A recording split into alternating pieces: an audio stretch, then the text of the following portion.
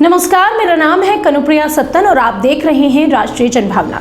इन दिनों भोपाल में एक ऐसा आयोजन चल रहा है जो पूरे विदेशों में कहीं भी नहीं होता, यानी कि पूरे विश्व में केवल भारत में ही आयोजित किया जाता है। लेकिन आखिर ऐसा क्यों है? मैं बात कर रही हूँ इज्तिमा की। भोपाल में आखिर इज्तिमा क्यों शुरू हुआ? आइए सबसे पहले जानते हैं इसकी पूरी कहानी।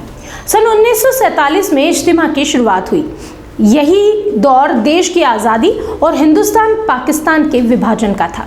अधिकांश लोगों को लगता था कि इस देश से तमाम मुसलमान पाकिस्तान चले गए, यानी कि हिंदुस्तान में केवल हिंदू रह गए हैं, जबकि हकीकत ये नहीं थी।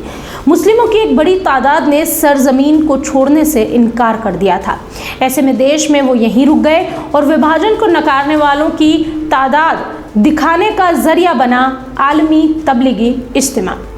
इस मजहबी समागम को इस मकसद से शुरू किया गया जिससे पूरे देश के अलावा विदेशों के जमाती इसमें शामिल हों। पाकिस्तान और बांग्लादेश में भी इस तरह के आयोजन होते हैं, लेकिन वो कुछ अलग ढंग से किए जाते हैं। बहरहाल अभी हमारे देश में 78वां आलमी तबलीगी इज्तिमा का आयोजन चल रहा है, जो शुक्रवार को सुबह फजीर की नमाज के साथ शुरू हुआ था। भिवंडी से आए मौलाना हारून साहब के बयान के साथ ये आयोजन शुरू हुआ। ईटखेड़ी घासीपुरा में लाखों जमातियों के मजमे को खिताब करते हुए मौलाना ने यहाँ फरमाया कि अल्लाह ने हमें किसी न किसी काम के लिए पहुँचाया है, उस काम से हम भटक गए हैं। उन्होंने हदीस और कुरान की रोशनी में नसीहत की कि अल्लाह के हुक्म और पैगम्बर साहब के बताए रास्ते पर ही चले। 78वें आलमी तबलीगी इज्तिमा के पहले ही दिन इज्तिमा का पुराने सारे रिकॉर्ड टूट गए। पहले ही दिन लाखों की तादाद में लोग यहाँ पहुंचे।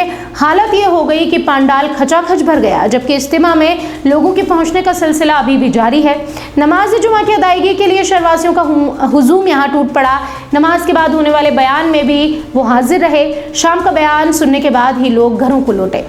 लाखों लोगों के मजमे में दूर दराज पंडाल में मौजूद किसी भी व्यक्ति के साथ कोई इमरजेंसी हो जाए तो उसके भी इंतजाम किए गए।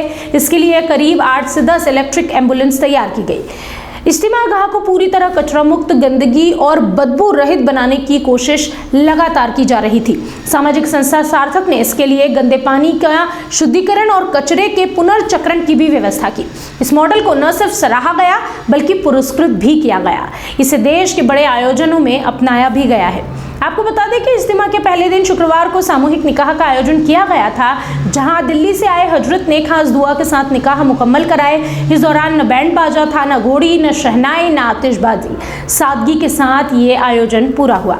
राजधानी में खिदमत के लिए जगह जगह कैंप लगाए गए। Bhopal railway station, Habibganj railway station के साथ साथ NADRA bus stand, Bhopal talkies, प्रभात चौराहा से लेकर इज्तिमा गाह पर जाने वाले लोगों के लिए खिदमती कैंप लगाए गए। स्टेशन पर उतरते ही इज्तिमा यात्रियों का इस्तकबाल किया जाता है। इसके बाद उन्हें कैंप में ले जाकर चाय पिलाई जाती है। फिर निःशुल्क ट्रकों, बसों, जीपों और अन्य साधनों से उन्हें इज्तिमा स्थल तक पहुंचाया जा रहा है।